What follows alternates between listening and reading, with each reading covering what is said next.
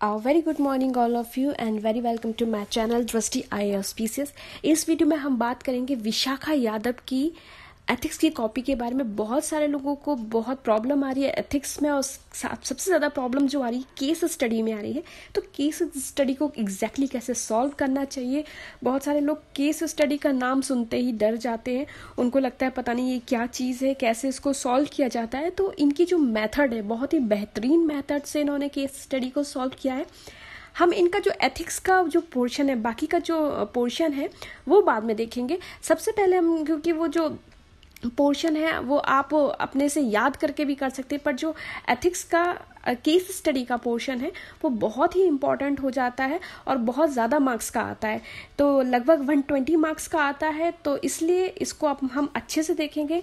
कोई भी एग्ज़ाम हो, यूपी पीसीएस मेंस हो, एमपी पीसीएस मेंस हो, यूपीएससी में तो आता ही है, आरएएस में भी आता है।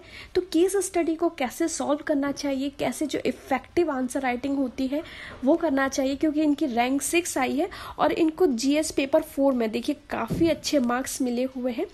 तो चलिए हम स्टार्ट करते हैं, इनका देख लेते हैं। देखिए ये केस स्टडी है, यहाँ पर हम इसको देख लेते हैं। ठीक है, एक वुमेन एम्प्लॉय है और उसने एलिगेशंस दिए हैं सेक्सुअल मोलेस्टेशन के।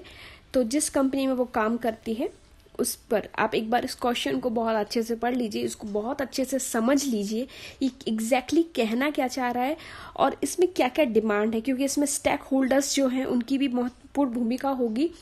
तो इसलिए एक बार आप खुद से अपने आप से इसको बहुत अच्छे से पढ़ लीजिए। ठीक है,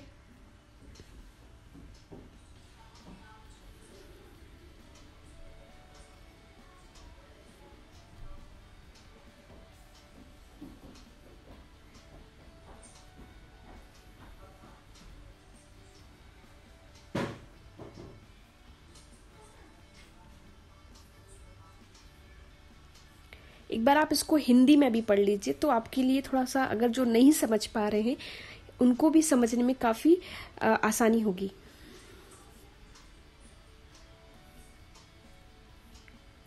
ठीक है, तो इन्होंने जो सिचुएशन है उसके हिसाब से सबसे पहले इन्होंने क्या किया है, एनसीआरबी देखिए जो सेक्सुअल मोलेस्टेशन का है उसके हिसाब से इन्होंने एनसीआरबी का डाटा दिया करंट से रिलेट करके। देखिए कि 16% इंक्रीज हो रहे हैं सेक्सुअल हैरासमेंट अगेंस्ट वुमेन।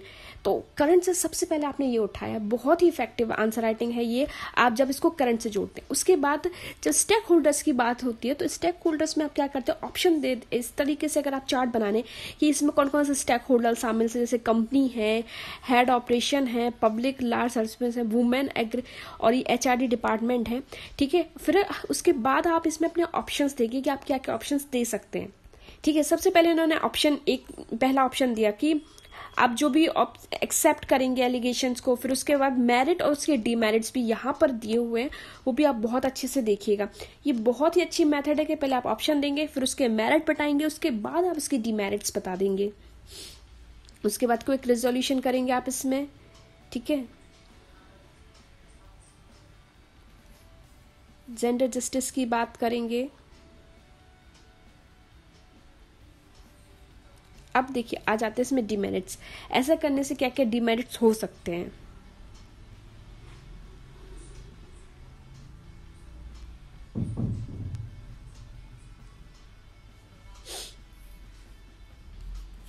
उसके बाद ऑप्शन दूसरा भी हो सकता है आपके पास में, इन्वेस्टिगेशन करेंगे आप, मेरिट्स क्या क्या हो सकते हैं उसके,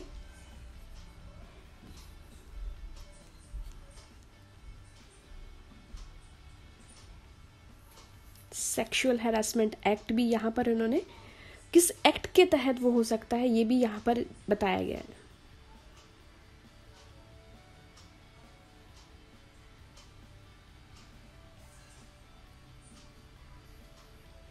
डीमेरिट्स क्या क्या हो सकते हैं इसके,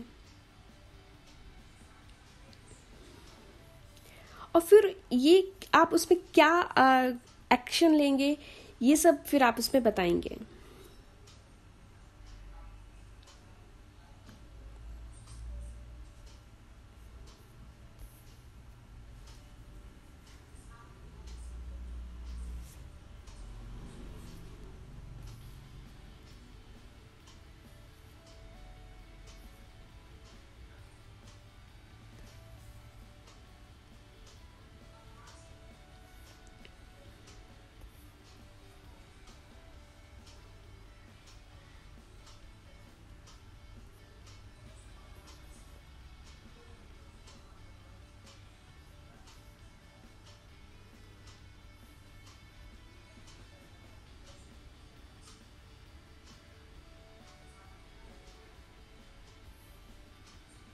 कॉन्स्टिट्यूशनल आर्टिकल भी यहाँ पर अगर आप मेंशन कर देते हैं तो बहुत ही मतलब अब ये देखिए बहुत इफेक्टिव इन्होंने आंसर राइटिंग दी है।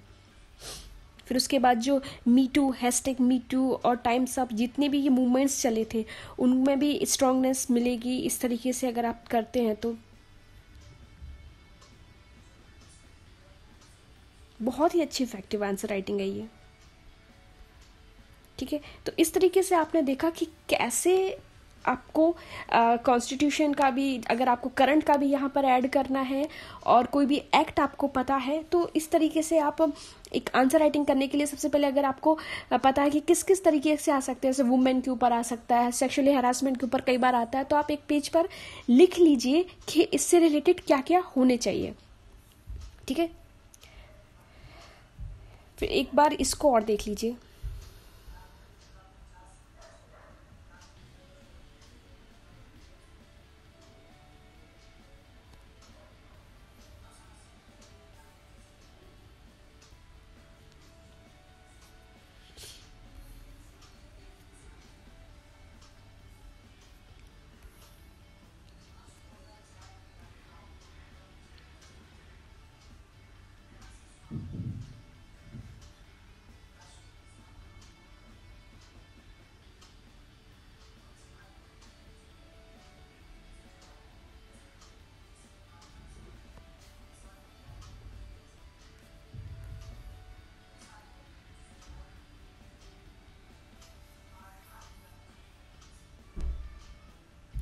किसी कमेटी का यहाँ पर रिकमेंडेशन देना या किसी कमेटी ने क्या रिकमेंड किया है उसके बारे में बताना भी बहुत अच्छा इफेक्टिव होता है। अगर आपके पास उस पर्टिकुलर पॉइंट को लेकर कोई भी करंट सिचुएशन में या करंट अफेयर में कोई भी पॉइंट नहीं है तो उससे रिलेटेड अगर कोई कमेटी है तो आप उसको ज़रूर बताइएगा।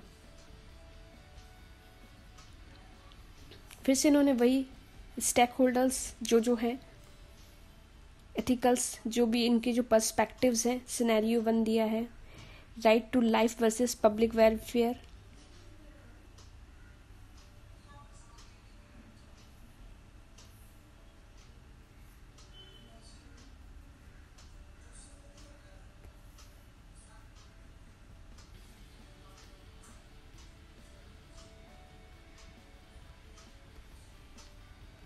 Scenario 2 rules based system versus corruption truth.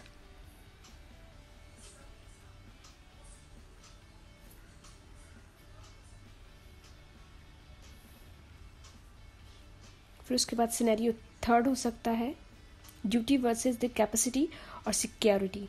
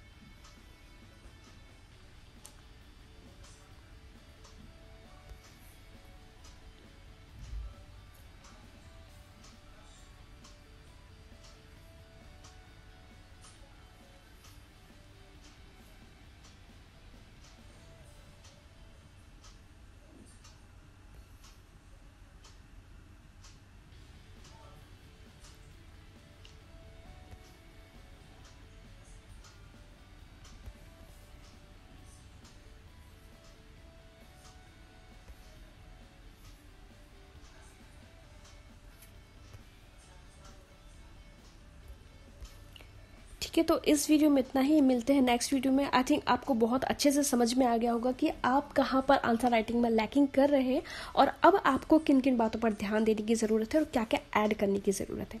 तो इस वीडियो में इतना ही, मिलते हैं नेक्स्ट वीडियो में। Till then thank you, thanks for watching and stay connected. Thank you.